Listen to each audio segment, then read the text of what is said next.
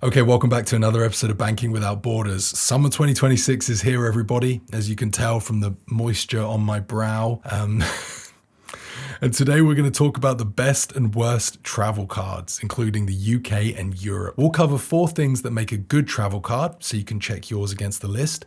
We'll speak about why we don't recommend Wise and Revolut, and share some important travel spending tips to make sure you have the most fee-free summer vacation possible. So Jan, let's just begin with what makes a good travel card. Johnny, there are 4 points that you have to look out for when choosing a travel card. The most important one, in my opinion, is that there is no fixed foreign transaction fee, which is often the case of legacy banks. Typically, that's a flat percentage that's being added onto every purchase that you make abroad. As an example, you buy something for £100 abroad or 100 euros, have a 3% foreign transaction fee, for example, then you'd be paying £103 for this. On a good card, this is 0, so that's something you have to definitely look out for.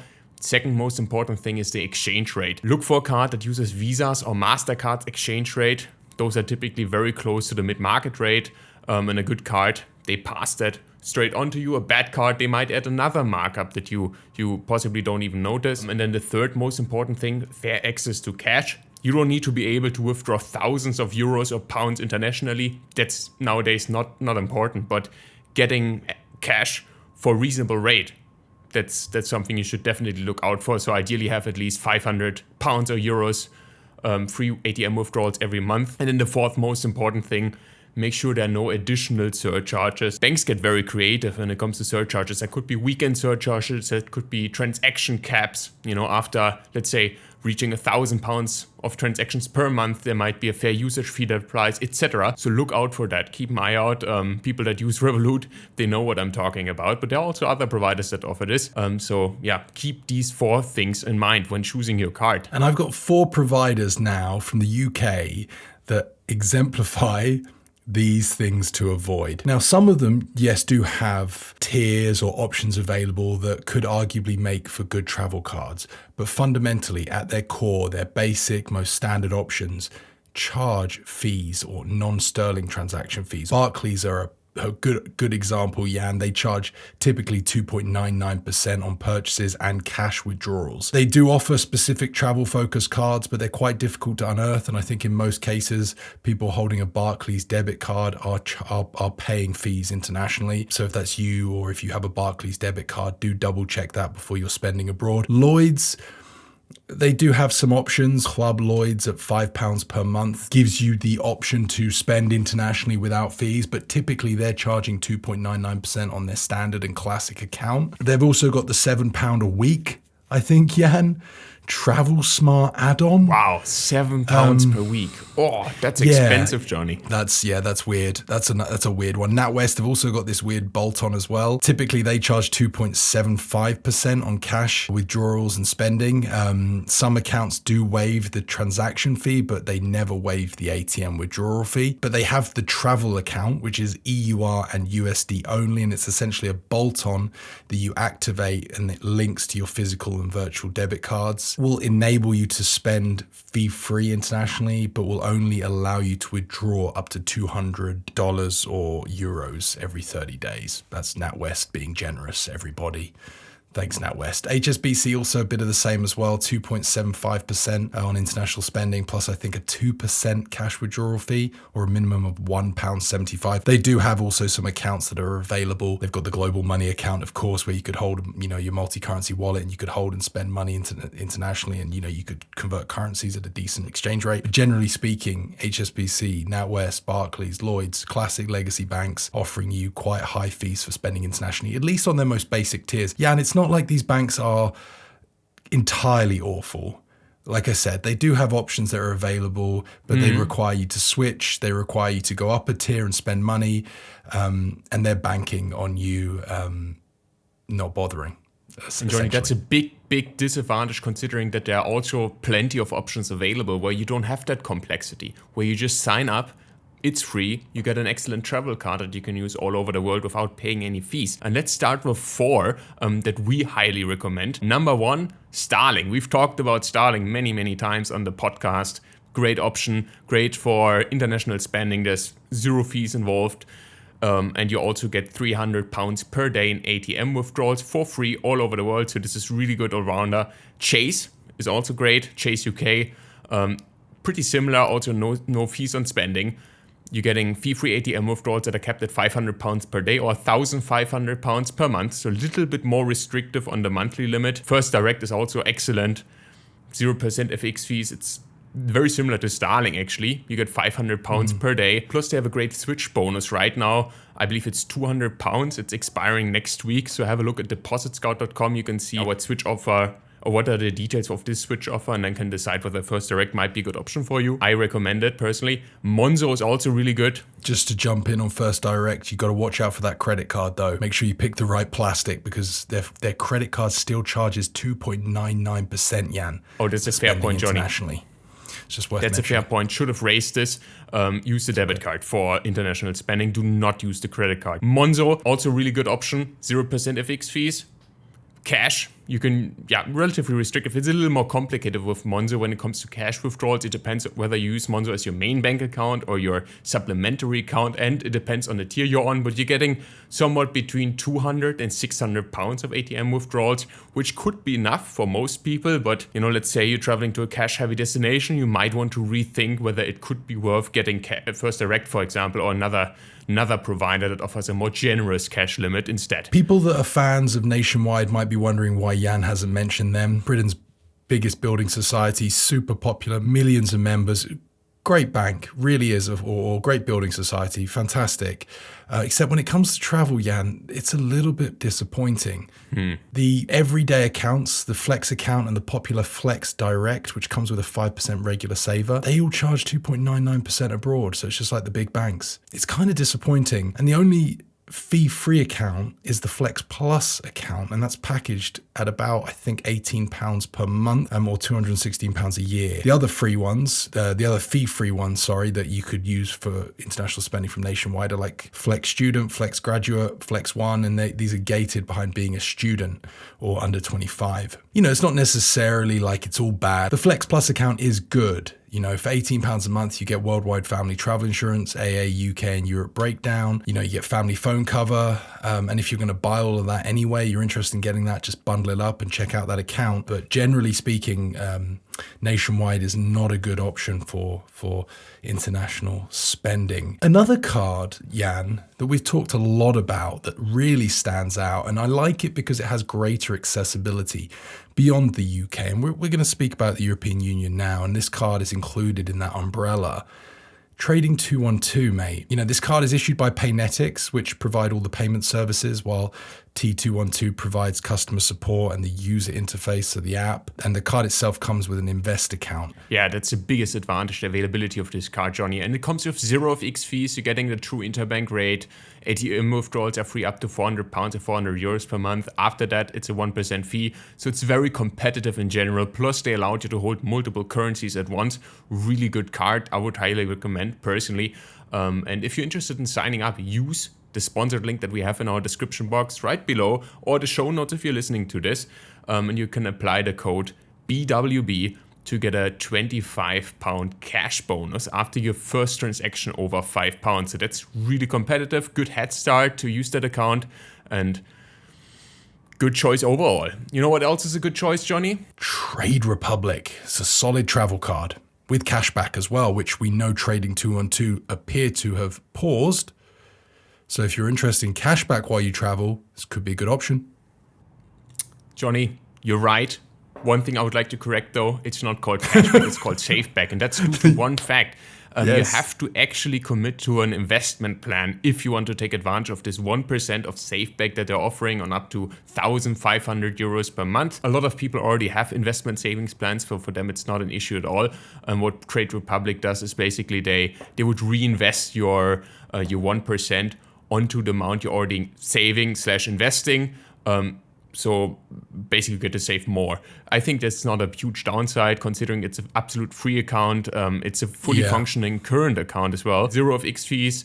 You're getting the Visa exchange rate, free ATM withdrawals without any limit as far as I can tell. One thing to keep in mind though, anything below 100 euros triggers a €1 fee, so it's not good for small withdrawals. But to be honest, I can live with that. It's not a big disadvantage. We've talked about Trade Republic recently, and yeah, I think it's great. If it's available in your country, take a look. Compared with trading 2-on-2, make a wise decision ideally, and good option overall. Speaking of wise decisions. Well, speaking of Wise and Revolut, it's the elephant in the room, right? You're doing a travel card video, right, Jan? We're talking all things travel spending, international spending, but we wouldn't necessarily recommend two providers that are arguably marketed as the ultimate answer to not paying fees while you're spending internationally. Why is that, Jan? Why do we not recommend Revolut and Wise? There are just better options out there. I think that's what it comes down to. So Revolut Standard, that's their free account, comes with a 1% weekend markup. Let's start with that. That's absolutely, that's already disqualifying the product for me, because I don't want to think about the weekday before I make a transaction while traveling. That's absolutely, that's not ideal. It's not comfortable. I don't want to do that. Then there's a £1,000 per month free exchange limit. After that, a 1% fair usage fee applies. And that's on top of the exchange rate you're already using, which is the Revolut rate. It's not the mid-market rate. It typically varies. It's not terrible, but it's not the mid-market rate. And it's worse than Visa's or MasterCard's exchange rate. So, applying a fair usage cap onto that, not sure about it. You're also only getting £200 of fee-free ATM withdrawals per month. Afterwards, it's 2%, I believe. Not sure these are deal breakers, but I think so. I would not use that account as a travel card. I think the only deal breaker is whether or not you can get something better. Because if you can't, then I understand why you'd go with Revolut or Wise. Perhaps if Revolut is the only option available in your country or region, then maybe you should look at upgrading to, say, Revolut Premium, for example, where you can get fee-free currency exchange. There's no weekend surcharge, etc. It becomes a pretty solid travel card. There are some other benefits, and it's only going to cost you £7, which arguably you might spend in fees anyway when using Revolut Standard internationally. So that could be a good option, Jan. Yeah. It's the same for Wise, isn't it? You know, they're probably arguably a bit more open or transparent about the exchange rate. It's the real mid-market rate, which is going to be better than Visas or MasterCards. But they're also going to charge you a variable fee every time you transact or exchange currencies, which is where you will you'll find yourself probably spending more than if you were just using a card that was using MasterCard or Visa's exchange rates like Trade Republic or Starling, etc., etc.